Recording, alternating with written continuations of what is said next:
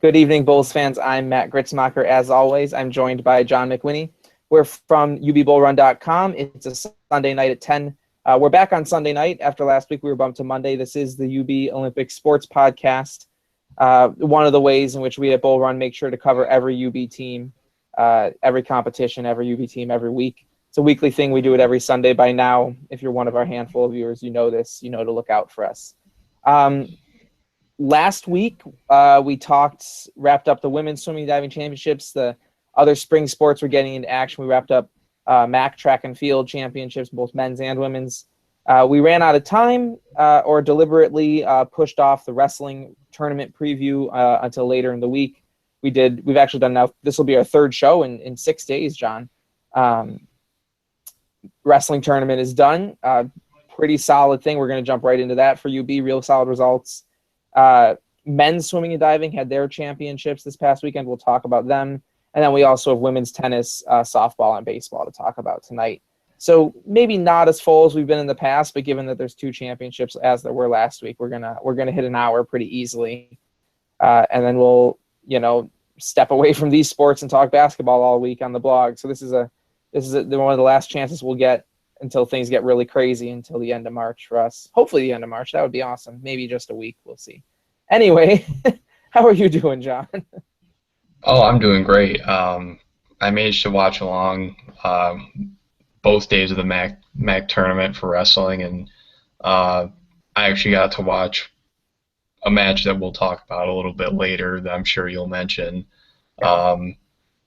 And I can only imagine how happy Coach Stutzman is after the performance that his guys gave over these past 2 days.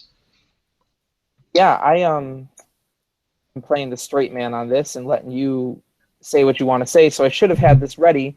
But they scored, what did they end up with, John? Like 56 points? 56 and a half points. And a half. And that's seventh place in the team standings. Correct. Yeah. Which doesn't sound great when you consider there's only 8. Consider that, and we'll be talking about this tonight. We'll be talking about this later in the week. We've already got some plans pulled up. This is really a very strong finish to a very strong season for UB Wrestling, considering where they've come from. And we said a bunch of this on Thursday night in our – was it Thursday? It was Thursday, right? It was Thursday, yeah. In our tournament preview.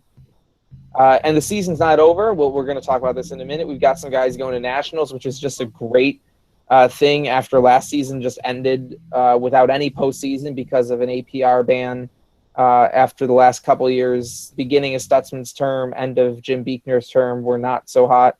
UB Wrestling is really at a point that it hasn't been in at least 6 or 7, I might even say 10 years. And as we'll talk about, as we have talked about all year, there's so much room for growth from where they are now. So 7th place finish doesn't sound that great, but the last time that Stutzman was in or I guess Stutzman's first MAC championship, and obviously finished in last place there. Mm-hmm. Story of the tournament for UB, John, is Brian Lantry. On Thursday night, we talked about Lantry as a guy who has wrestled soundly, was in that 8-9 prelim match, kind of at the bottom of the lineup of the bracket. Has had a real solid season, had a real solid open season last year as a true freshman. Had wrestled some guys close, had been part of UB's stronger edge of the lineup, but he was looking at a second match against Mac McGuire, ranked top 10 in the country, number 1 seed in the bracket. And I mean, I don't want to steal your thunder, but he won. And I'll let you take it away from there. But yeah, that's the highlight of the tournament. He did. Up until that match, I thought James Benjamin had the upset of the year, pinning Sean Scott of Northern Illinois. But Lantry's win takes the cake. With all due respect to James Benjamin, he went down early. He was down 2-0. He gave up a takedown in the first, and McGuire had like over 2 minutes of riding time, and he really battled back. He got 3 takedowns, built up a 6-4 lead, And watching the coaches on the side, you could barely see them in the camera view, but you could hear them. You could barely see them on the camera, but you could hear them, and they were going crazy. That win bumped Lantry into the semifinals, which means that he clinched a top 6 finish due to one wrestler from Old Dominion not making weight. That means that one of the 6 auto bids goes back into the at-large pool, meaning the top 5 would go to nationals. And but because of another wrestler having to withdraw from the tournament due to injury, Lantry would automatically finish top 5. And he was the first qualifier. He knew yesterday that he was going to go to nationals no matter what. So it was a really solid end to a really solid season for him up until now, and now he gets rewarded and gets to compete in nationals. Yeah, and it's not just him going to nationals. Preseason, John, you made some bold predictions and said 6 guys are going to nationals, and again, not to steal the thunder, but we could have 5. Yet. One guy that we have no uncertainty about is Colt Cotton. He's earned the nickname from us, Major Cotton, for his big wins, scores a ton of points. We on Thursday, I think we downplayed him a bit. I think he's a super exciting wrestler to watch. He's really great at 149 pounds. But we said, there's lots of guys in this tournament who just body shape-wise are bad matchups for him. And I kind of was ready for Cotton to win a match here or there, and hopefully find a way to grab in to nationals bid. But it's a testament to how strong the MAC is that this guy, one of the most exciting wrestlers on the team, was, I believe, ranked 7th coming in his weight class coming in. Mm-hmm. And he's going to nationals. We're 2 for 2 here on our list. He's going to nationals. And he got a couple upsets here. I don't actually know what happened with the disqualification, but I know that he won a couple. Yeah, he ended up wrestling, I believe it was the eventual champion in his first match. He lost, then he came back, beat a guy from Ohio in overtime, and then won against a guy from Northern Illinois, I think with a late takedown. It was really, really close. So not really his usual dominating Major Cotton style that we're used to, but it was really close, kind of gutted out type of wins. Then he had to face Le'Veon Mays, who had lost to Mike DePalma in the semifinals, which it was Mays really got. This shows how closely I actually followed the tournament this weekend. I didn't know that Mays lost. Whoops. Mays actually, he got really lazy at the end. He was just trying to ride DePalma out. Got reversed. And DePalma reversed him at the buzzer and won. It was absolutely crazy. I'll have to go back and watch it. But Cotton lost to Mays, which brought him down to the 5th place match, and he needed to win that to move on to nationals. It wasn't televised. They were only showing the finals on ESPN3, not the 3rd and 5th place matches. So I don't know exactly what happened. All I know is that he was taking on Lenny Richardson from Old Dominion, who was a top 10 guy, and he got disqualified. What he did, I don't know. Won't really know, but Cotton got the win. He's going to the tournament, and he was actually one of my 6 in the preseason that I predicted. Yep. So it's really good to see him going, and it'll be a great experience from him. He really, really deserves it. Yeah, and nationals are at Madison Square Garden this year, and I don't think he's from particularly close to New York City and Pennsylvania, but he's from Pennsylvania. Like his mom will be able to make it. Presumably, he'll be able to have some of his high school, perhaps his high school coach or buddies there. Mm, which is probably true for a number of guys. I guess Brian Lantry's probably from New York, isn't he? he is. Yeah, and yeah. Um, we got to go a little further back than last Thursday. Arriola, Joe Arriola. We were high on him coming into this year. He wrestled a lot of ranked guys last season, looked really strong, was good at not getting turned for huge points at once, and was able to gut out some real close matches, real strong at 184. And this year, he again caught a lot of ranked guys and did not look the same as in his freshman year. And it was fine. He was still a solid lineup guy at 184. It was him who had the pin over Scott, right? Not James Benjamin. It was James Benjamin that pinned Scott. Okay, erase the last 10 seconds. Joe Arriola, we maybe weren't as enthusiastic or as optimistic, I should say, about Arriola coming into this after a really strong year last year. He's going to nationals. He had a number of upsets as well, and he actually placed higher than Cotton did, right? He was fourth, correct. Yeah. Arriola. We talked about Brian Lantry kind of being the story of the tournament, and that's really because he had that big flashy upset over the top 10 ranked guy in the nation. But I think Joe Arriola is the real story of the tournament. He came in, I think he had 10 wins coming in. That's right. He had a below 500 record. He didn't really have as strong of a regular season as probably most people had hoped. And Sussman alluded to it a few times in some of the kind of update things that he does with Paul Peck now and then. He mentioned that, Joe is as good as any guy in the nation. He just needs to have, some confidence, and he needs to get that going. And Joe, he beat Quentin Rosser again from Northern Illinois, if you recall. He beat Rosser to clinch the duel against Northern Illinois. Then faced number 1 seed Willie Miklas of Missouri and lost that. Then he flipped down to the consolation bracket. He beat Cole Baxter from Kent State, the 5 seed, who had beaten Arriola in the dual meet, the really disappointing dual meet that I should say. So it was good to beat. He beat the 5 seed 4-1. Then he faced Andrew Romanchik from Ohio, who had beaten him previously. Romanchik was the 3rd seed. He beat him in double overtime, 5-3,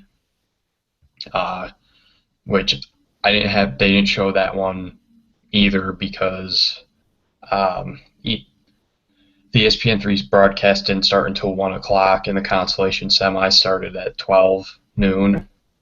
So I had to follow that along on Track Wrestling, and Matt, just as well as I do how kind of nerve-wracking it is to sit there and watch the computer screen and wait and see what happens. Yeah. And Ariel probably should have won it in regulation. He got a takedown right near the end, but then gave up a reversal immediately following that, and it was tied. Amazing. And tied it up, but then he ended up. You're not right on that at all, are you? If I call that a Le'Veon Mays. Apparently, it doesn't resonate as well as I thought it did. So I'll come up with more nicknames, and every 1 in 10 nicknames will stick. CJ Buckets has stuck, so I'm proud of that one. That's the one I've got. But yeah, then Ariel won that and made it to the 3rd place match win. And I had proudly declared that he had clinched a spot in nationals, but I had to kind of slow my roll there because I had forgotten that in conference championships, the true 4, if the top 4 are going to nationals, the true number 4 has to go. So basically, what that means if Arriola lost, he would face the winner of the 5th place match. But if the winner of the 5th place match was the guy he already beat, then he wouldn't need to face him because he already beat him. But seeing as the one time I needed an Ohio guy to win, he lost to prevent Arriola from having to wrestle that other match. So he had to take on Drew Foster of Northern Iowa, he won that in overtime, 2-1. Actually, that match took place after I posted the Yeah, I saw actual that. recap, which I think it finished like 5 minutes after, which I was kind of kicking myself. But there were no live stats at that point, and I had no idea what was going on. Um, I just want to pull that quote. I had no idea what was going on. yeah. Bull Run's motto. But yeah, he upset the 3, the 5, and the 7 seed, um, en route to the top 4 place finish, and that Yeah. he was the 8 seed. He finished 4th, and that's kind of Yes. the common theme with most guys is they finished above what they were seeded. If you're following along now, we've run through our 3 guys who are for sure going to nationals, and 2 of the 3 were in the 8-9 swing match. Um, we're calling them 8 because they were listed first, but really the 2 bottom guys in each bracket were just called 8 and 9, and they had to wrestle each other just to get into the traditional 8-man bracket and fill out the bracket. And so 2 of our guys who were agreed upon by the coaches as kind of the bottom of the barrel in the conference in their weight classes are going to nationals, which means that next year I think our seedings will be a little better going into the MAC tournament. Mm-hmm. I put these names in one order for you, John, but I'm going to move them around. One guy who I think you included in your prediction for nationals this year just barely missed it after a really strong first match upset, or at least for now has barely missed it, is Kyle Aiken, 125 pounds. He is really in his first season of collegiate wrestling after missing his redshirt year entirely to an injury rather than just competing in open competitions. And we said on Thursday, if he can upset this guy from Central Michigan in his first shot, he's got a real chance. And he got that upset, and he's now missed the automatic bid by 1 slot, and he's sitting on that large, sitting by the phone basically. Yeah, it was a fairly big upset over Brent Fleetwood from Central Michigan, who was a national qualifier last year. Then Aikens took on Barlow McGee from Missouri, who ended up winning the tournament, ended up beating Dylan Peters of Northern Iowa. But then he got kicked over into the consolation bracket and had to take on Brandon Jeske from Old Dominion and lost a real close one, 4-2. And then he had to take on Shakur Laney in the 5th place match, but the 5th place match is really inconsequential because the top 4 guys are going to nationals. So he needed to beat Jeske from Old Dominion to have a shot. Mm-hmm. So now, like you alluded to, he's waiting by the phone, not really waiting by the phone. The NCAA has an announcement show like most other tournaments for the bids and whatnot. We should buy UB Wrestling a rotary phone just so they can wait there. We'd have to then discount ourselves as boosters, so maybe we won't do that. But Aikens was in the coaches poll. Aikens was in the top 33 in RPI. He has a solid winning record. He placed it in the conference tournament. He has kind of the resume and everything you look for in an at-large bid. So I think he's like right on the bubble. I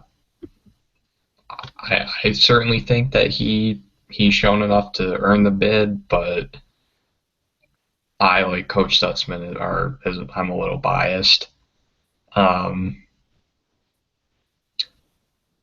But I think it's a wait and see thing, really. I think the at-large bids should be announced sometime this upcoming week, and it's more of a wait and see. Yeah. All right. Main event. I shouldn't say main event. All weight classes are equal, except in weight. Jake Gunning. We talked about this on Thursday. So many of the max heavyweights are bad. Bad enough that while every other weight class had 4 or 5 spots in the NCAA tournament, heavyweights only had 1.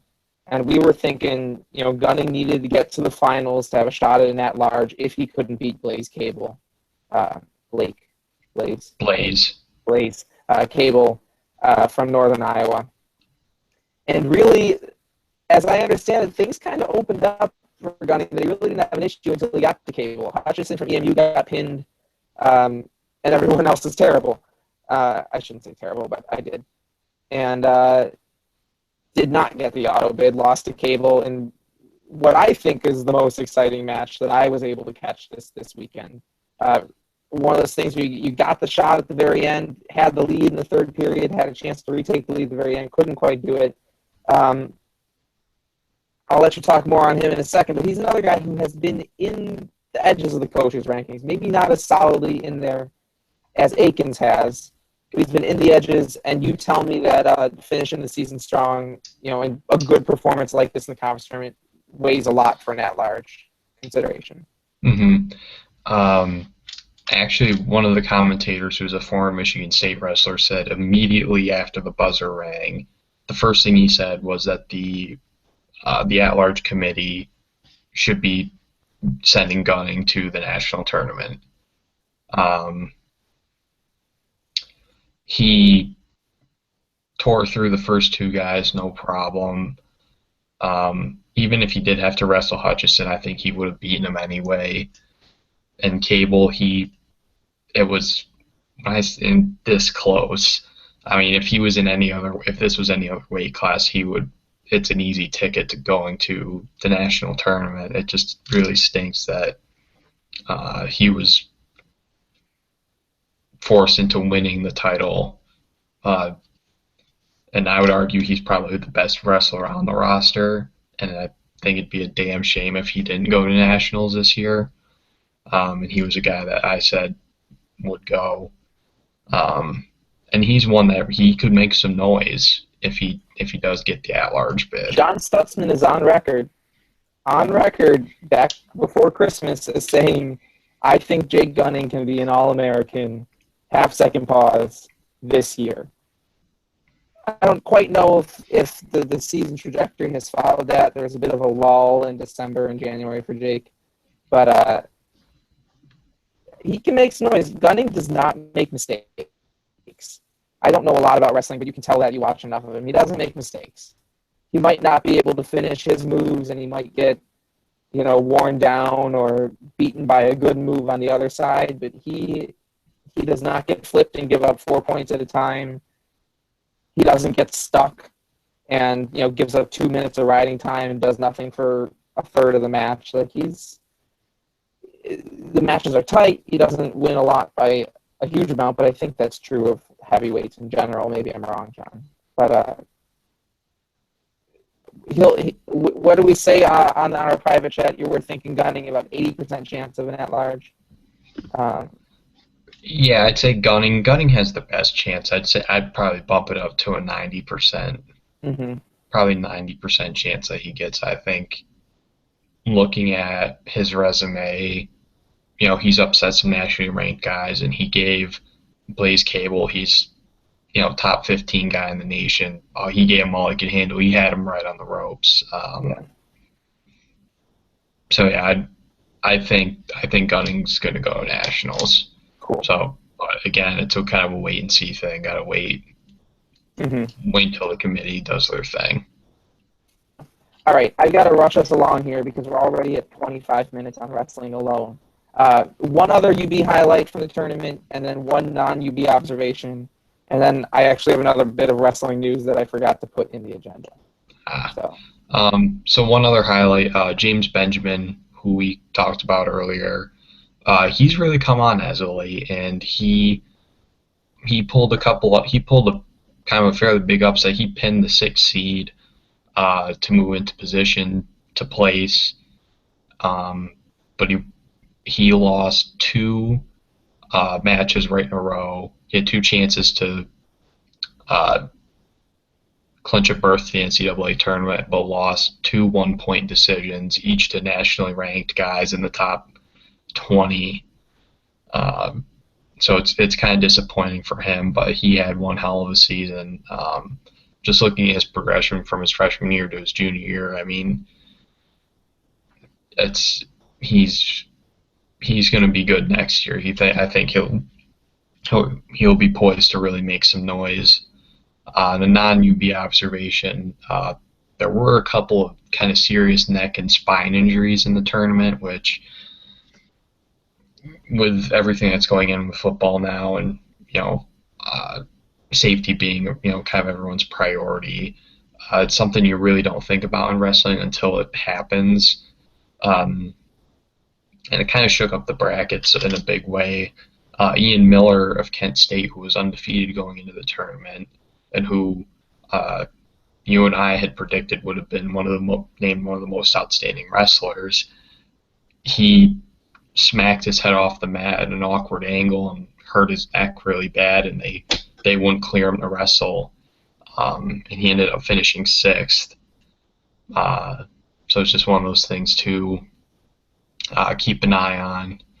And I know that last bit of news you were talking about was one wrestler who... I gotta hype this. I'll let you hype it. I get to hype everything, the whole section. And now we're going to turn this over. I'm going to have to talk about women's tennis getting crushed twice on the weekend. Let me enjoy the good news. But I want to hype it specifically to say we've done a really great job this year of paying attention not just to kind of the main guys in the team level events, but also all the guys redshirting. I don't think we missed an open tournament all year. And this is something that UB does not talk about in their recaps and stuff. It only makes its way kind of backdoor into the season stats. But guys can still compete and maintain their red shirts in what are called open tournaments. Those national championships were this weekend, and UB had, I think, 4 guys in there. If you have been following us enough to know that we talk about open tournaments, you know the name Justin Patrick. I think he's got to be close to 35 or 40 wins by now, John. 27. Oh, that's 27 not, or 28. He's like 26. Didn't Landry have like 33 last year in open competition? No, Gunning had the most. Gunning had 28. Oh, okay. I thought Patrick had the best year ever, and he'd be over 30. But he did have the best year ever because he won a national championship. And maybe I've just said everything there was to say. But no, it's for those who weren't paying attention. I did write a short kind of post on it because I felt it warranted it. Patrick competed at the National Collegiate Open, which is kind of the postseason, if you will, for redshirting wrestlers. He won the championship there, kind of blew through the competition, really. And when you look at some of the people who have won titles at the National Collegiate Open, more often than not, they went on to be an All-American, in the regular lineup. So a few of them that come to mind were Ed Ruth from Penn State, multi-time All-American and national champion. He's actually the first champion in UB history to win that tournament. He's the first All-American since Mark Lewandowski, who placed 6th back in 2009, I believe it was. And Lewandowski, All-American, was at the NCAA level, right? Not the open level? Not to diminish Patrick at all. Or do you say Lewandowski was an All-American before in the open level before moving on to a non-redshirt level? Yeah, Lewandowski was an All-American at the redshirt tournament at that level. Right. He came just short of being an All-American on the non-redshirt level. Okay. But he is in very good. Patrick is in very good company. And he's definitely someone to watch out for. Yeah, last year we were all worried about 133 and 141. This year I'm worried about 125 and 133. How are we going to get all 3 of those guys in? Don't really know if Landry can put on 8 more pounds and move up to 141, but that is best served in the fall. We'll talk about that in the fall. That's wrestling for now. We're expecting news on Gunning and Aikens this week. We're probably, John and I are going to collaborate on a relatively long piece that we're pretty excited about for the end of this week. I won't say too much more because we want it to be really great and not to spoil it. Moving on, mentioned women's tennis. They were in action this weekend. One thing that's very nice to say about women's tennis this year is that Coach Maines has really scheduled challenges, and UB's good enough to be top 4 in the MAC, I think, this year, and is really set up for next year to be a very big year. And Coach Maines has gone and brought them on the road a couple of times with some big-time opponents. This weekend, those big-time opponents were Minnesota and Iowa State, and it was an ugly weekend. Lost 7-0 to Minnesota, 6-1 to Iowa State. Against Minnesota, the Bulls only claimed a single set, and that was Tanya Stoyanovska at number 1 singles, and she lost, obviously. Team score was 7-0. Against Iowa State, they maybe claimed a doubles. Nope, they didn't claim a doubles set. And Stoyanovska was the lone winner in 3 sets, and then Sanjana Sutir and Laura Holterbosch forced 3rd sets. Otherwise, nothing too much good to say about the women's tennis weekend. But other than that, I'm excited to see the strong scheduling last year. The women looked pretty good through the spring, and then MAC beat them down a little bit, and they only got in the last seed of the conference tournament. I expect them to be much stronger this year. They're off for 10 days, and over spring break, they'll be hitting Puerto Rico for matches against Navy and NJIT. And that's the last tune-up for MAC play. So that's everything we have to say about women's tennis. Diamond Sports are both full-scale in action now, John. Softball, I have a lot of reason for hope for softball. I think we're seeing a lot of last year's promising freshmen continue to play at a pretty good level. And we're seeing a good number of freshmen this year step in and play at a very impressive level, especially on the offensive side. At the same time, gotta look deeper than the scores. Had a really strong Friday. I was really excited. The offense was rolling. And Saturday was not good to bad, and this morning was just bad. Softball finished 1-4 on the weekend. That first one, the win was the very first game against not Quinnipiac, but Wright State. And then they lost an absolute slugfest against Arkansas. It would have been a very nice win against the Power 5 program. Power 5 is different in non-revenue sports, but we're going to use it anyway. And then Saturday, they just couldn't find their offense, and they lost the rematch to Wright State. They lost Northern Iowa. This morning, they lost Northern Iowa, but even more, and actually got mercied. I need to pull open all the stats, John. I don't know if you have anything to say about that. I was actually following along with the game this morning before wrestling started, and I saw, they took an early 1-0 lead in the second. And then I kind of looked away. I was studying, doing whatever. Then I looked back. That lasted 4 pitches. Yeah. Then I turned. Then I come back, and all of a sudden it's like 8-1. I was like, oh God, what happened? Yeah. It seems it's a combination of not really finding a pitcher and sticking with her. I think they have kind of a really big rotation. I know I'm kind of stealing some of your thunder now, but there's a lot of pitchers, and they haven't really decided on who they want to start, and they don't really have any consistency there. On the offensive side, it's kind of a hot and cold thing where when they're on, and they can score runs, but if they're not, they're not really, they can't really score that much. But again, most of them are freshmen, and things will get things. We're seeing glimmers of hope, and things are going to be on an upswing. Yeah, absolutely. I mean, there's a lot of good happening from softball. The pitching, I think I'm going to be writing a piece for early this week on the softball pitching. Last year we saw really 3 2.5 pitchers none of whom were very good. It was a bit of a concern, but it was also hard to tell what was reasonable after Torrey Speckman graduated.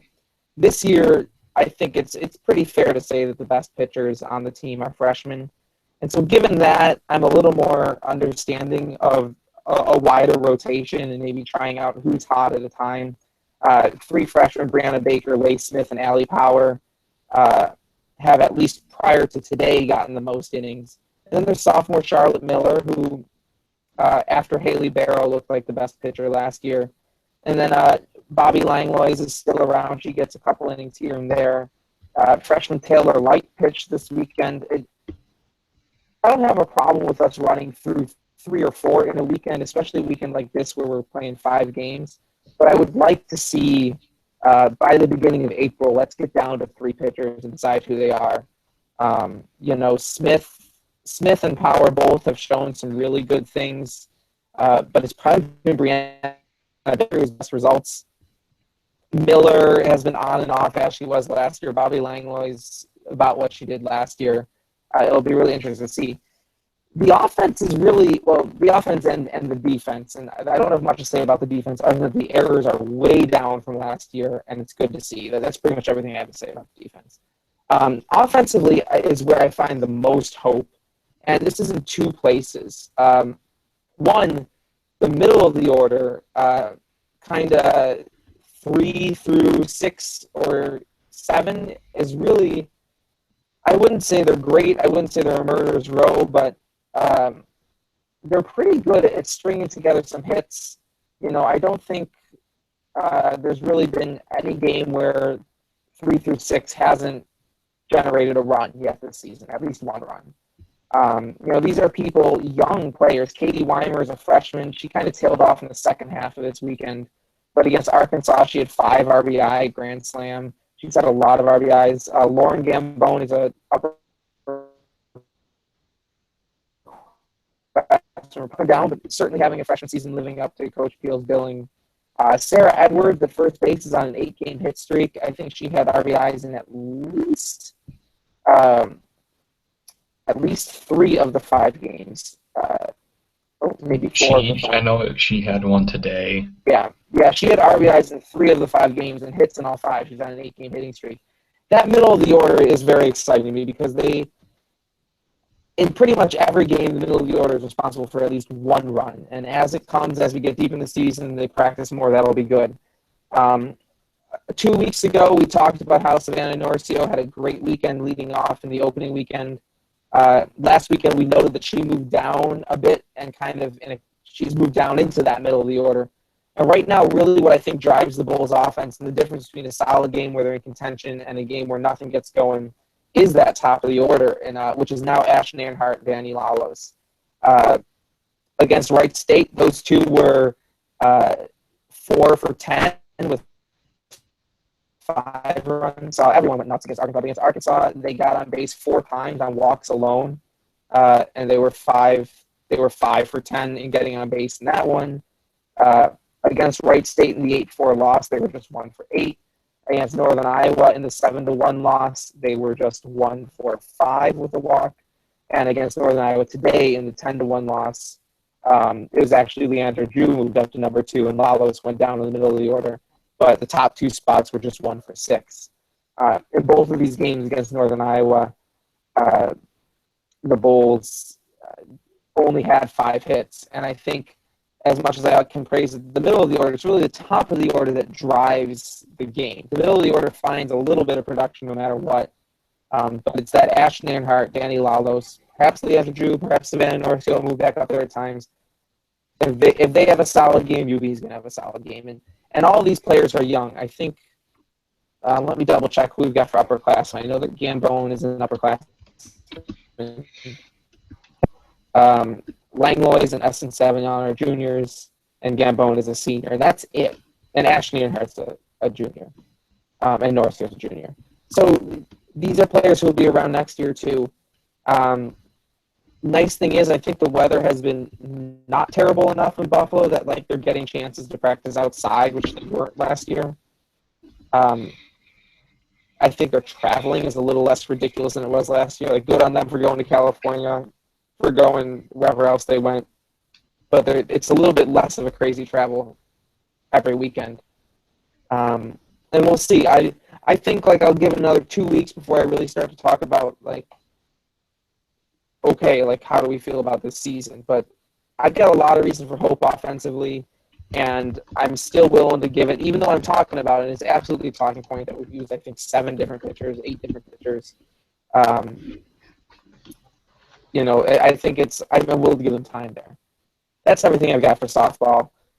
To be honest, John, I not follow the baseball weekend other than to know that something happened today that was disappointing. Yeah, I followed this game too. The thing with Kentucky, 3 games against Kentucky this weekend, yeah. Yes.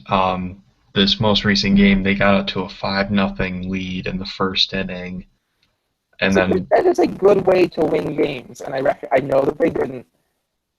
That's a good strategy for winning.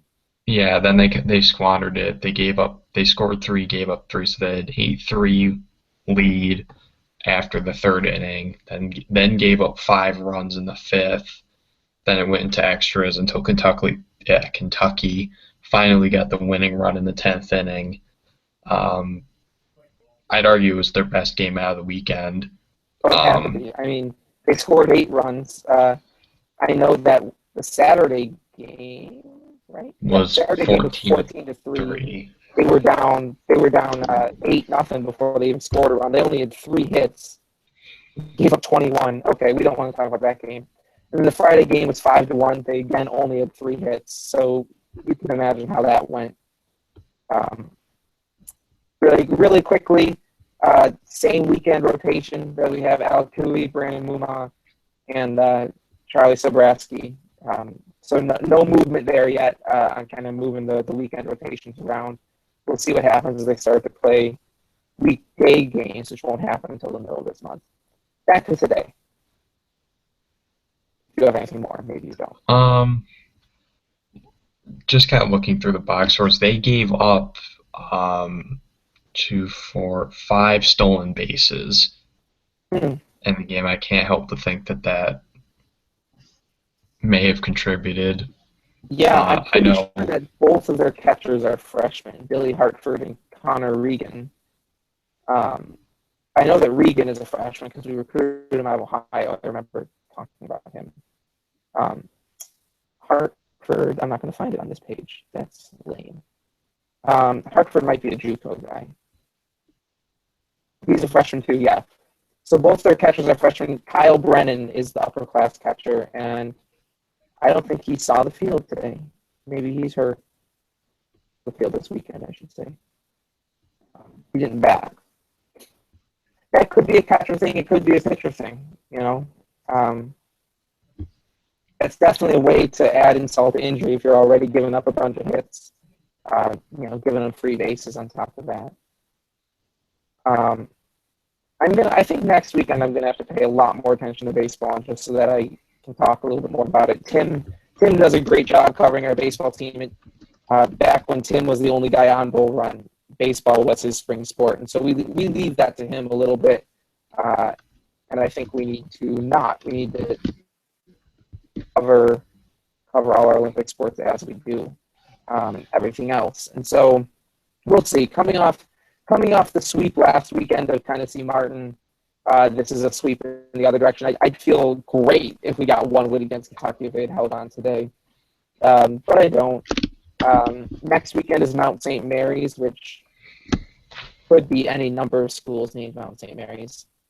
If it's the one close to me, maybe I'll try and go. I'll deal with that later. They play Mount St. Mary's next weekend. We will definitely have more to say about baseball next weekend, especially when we don't need to crunch in. MAC championships as we do. Speaking of MAC championships, I don't want to insult John by saying save the best for last. John is wrestling, but men's swimming and diving did finish second at their MAC championships this weekend, 4-day event. It's their highest finish since 2011-12 when they also finished second. And that alone is one thing, but it's even more impressive to say they've never finished lower than third since 2009. Like the first year they seventh, and it took them 1 year to turn the program around, and they finished third the next year, and they've never been below third since. And we will talk. I have more to say about Andy Basher and his coaching, his program specifically, but we'll talk about the championship first. Really, the team finished third last year behind kind of Eastern Michigan and Missouri State frontrunners. Eastern Michigan was the host this year. They were very much a frontrunner. But Bulls moved up and beat Missouri State this year, really played them even in the pool and got points out of the diving, and that was the difference. I think, John, the absolute storyline, I have two very big all-cap storyline. One, Itai De La Vega, already UB record holder in an event or two, set the MAC record in the, I don't even know which MAC, let's say the 200 breast. I feel embarrassed that I don't know which one it was, as I should know. He's a breaststroker. It had to have been the 200 breast. Set the MAC record. Nope, 100 breast. I lied. I'm terrible.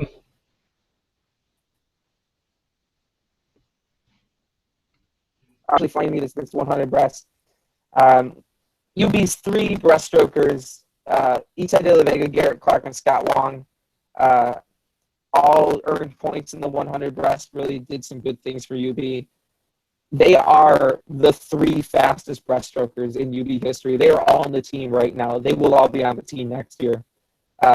If not for Scott Wong and Itai De La Vega, Garrett Clark would be the UB record holder. They were a really solid group. De La Vega set a school record, in addition to a MAC record. We also had a record or two in the various relays. I'm just looking at UB's lists right now, not the actual results, so forgive me. But the other big all-cap storyline, John, is Mason Miller, freshman. I don't know if you remember me talking about him last year, but when we got him as a recruit, I was pretty high, and I went and followed the Ohio High School swimming championships to see how he did, because he has a very late birthday and basically won an Ohio State title as a 16-and-a-half-year-old senior, maybe just turned 17-year-old senior. He's come on. He's a two-time MAC individual champion here in the 50 free and the 100 butterfly. Set the school record in the 100 fly and is now sitting third all-time at UB in the 50 free. And he was instrumental on some of UB's relay teams, swimming butterfly in the medley legs and on the freestyle relays. He just had an absolutely tremendous MAC championships. Honestly, the disappointment for Mason Miller is that he finished only sixth in the 100 freestyle, which I'll take sixth place from a freshman in any event, let alone his worst, any day. Those are really the two big stories I have, John, other than diving, but I should let you speak first. The nice thing about swimming and diving is it's a little bit protracted over a couple days, and so even if you're only able to follow one of those days, you should have something to talk about. Well, this is kind of something that encompasses both teams, and correct me if I'm wrong in saying this, but I think UB has the best sprinters in the MAC. Oh, my goodness, yes, they do. Yes, they do. I mean, really, Megan Burns takes the cake on the women's side. She just blows everyone else out of the water. Without even starting to say the name Sarah Baxter, without even starting to say that name, they've got the best sprinters in the MAC. Mm-hmm. It's not close, and it's not even close. What Megan Burns did to Raspopovich in the 50 free was just unreal. And we're going back to a week and a half now, and I don't care. And like you said, Mason Miller. And then there's Antonio Lanzi on the men's side as well. Yeah. And I thought he was going to win the MAC championship. Even going into the final, I thought it was his. And Miller outswam him by 600ths of a second. But again, I didn't really get a look at all of the times and the cuts and whatnot, but are we expecting anyone to head to nationals like we are kind of with Megan Burns, that she's more or less, we know she's going? Oh, well, you are a student and who has been busy with things and can't devote all his free time to sports. Megan Burns is going. Okay, so She has been going. officially invited, not just in the 50, but also in the 100 free. I should have delivered that news because it is news for this podcast. I should have said it. Megan Burns is going to nationals. Like, woohoo! I'm not hearing the same kind of wink, wink, nudge, nudge. We don't want to say it out loud, scuttlebutt from the department as I did with Burns. The best chance is probably De La Vega. I thought early in the season that De La Vega had an outside shot at an A cut in the 100 breast this year. He didn't drop quite as far time-wise as I thought he might, but that's okay. His 100 breast time is probably the most outstanding time relative to the general body of NCAA swimmers, and I'm not sure. Probably the other best that UB's got is one of their relays, and none of them were really particularly that fast. But the men did hit a ton more B cuts than the women did. Really B cuts, I think, in nearly every event. I'd say 80% of the events we found a B cut. And the thing with the men is, like, nobody's graduating. Ramsey's gone. And so the sprinters will take a hit. But the 200 free relay was Lansey, Durrance, Ekus, and Miller. 3/4 of them are back, just like on the women's side. And we're going to Burns, Baxter, and Costin are all back next year. And Schultheis is a freshman. The entire 400, the entire freestyle relay quartet are all back. And Burns, Baxter, and Costin are 3 of the 6 fastest ever in UB history. On the men's side, last year, I started this storyline last year after the MAC championships. The issue was with the women. They had all the freestyle depth and top-level talent in the world in the conference, and they didn't have nearly enough points, if any, from the rest of the events. The men last year had pretty good depth, and yet couldn't really get anybody into the top half of the finals, top 4 finishes.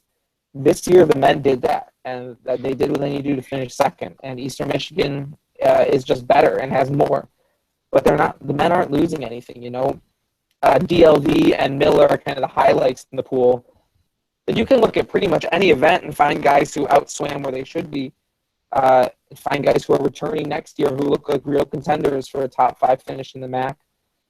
Really, I think the biggest surprise and most pleasant surprise was the divers. UB got 101 points from diving. I think 54 from the 1 meter and 57 from the 3 meter.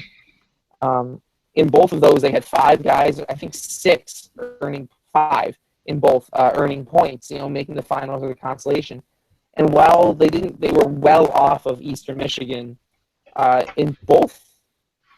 3 meter had 1 person from Miami, but in the 1 meter, it was just UB and Eastern Michigan in the final. And in the 3 meter, it was 3 UB guys, 4 Eastern Michigan guys, and a Miami guy. And last year, the men got some diving points. The women barely got any, and you kind of watched the build-up they had in the pool go away when the diving scores were added on. On the men's side, Missouri State does not have divers, and so that was a big boost for UB. And just a very pleasant surprise. UB did hire a new diving coach this winter, or this summer before this year. I don't know how much that matters, but we definitely had a lot bigger performance there, so that was very nice to see. That's kind of what I have to say about the MAC championships, because I do want to leave time here to do a little bit of a swimming season wrap-up. It doesn't need to be very long, John. But you've heard me wrap. UB does keep documents of the top 10 times in all the events. And I mentioned at the top of kind of the swimming segment here that when Andy Basher took over, he's never finished lower than 3rd in the MAC. For context, Andy Basher has been around since 2008 or 9. Easily 90%, perhaps 95% of the UB top 10 lists have come in Basher's reign. That's not the right word, but reign. Tenure. Tenure. That sounds less authoritarian. And part of that is the nature of the sport of swimming. It's just constantly getting faster. certainly at a quicker rate than track and field times and distances are improving.